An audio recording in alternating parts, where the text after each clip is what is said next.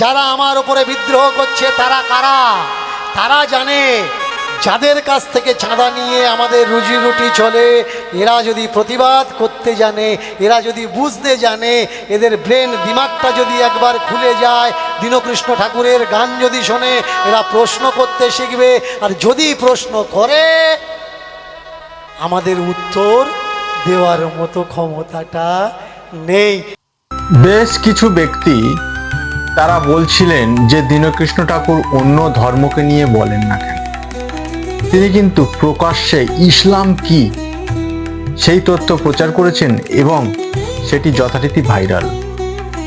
তো আমি আপনাদের বলবো, দীনকৃষ্ণ ঠাকুরের উপর অকারণ রাগারাগি না করে তিনি ঠিক কি বলতে চাইছেন মনোযোগ সহকারে শোনার চেষ্টা করুন।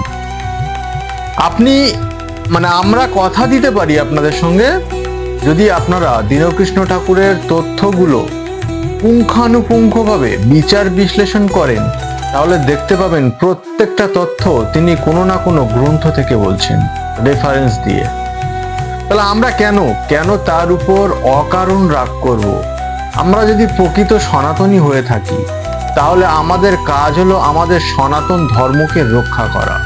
তাহলে আমরা সেই শাশ্বত চিরন্তন যে ধর্ম, যা আমাদের গুণ, সেই মানবতাকে বজায় রাখার জন্য, তাহলে আমাদের প্রথম কর্তব্য হবে যে সমস্ত গ্রন্থে আমাদের দেবদেবীদের নিয়ে অপমান করা হয়েছে, কুৎসা রটানো হয়েছে, সেই সমস্ত তথ্যগুলোকে খুঁজে বের করা, মানুষের সামনে প্রকাশ করা, আর এটাই প্রমাণ করা যে এই শাস্ত্র কিংবা গ্রন্থগুলো আমাদের হতে পারে না।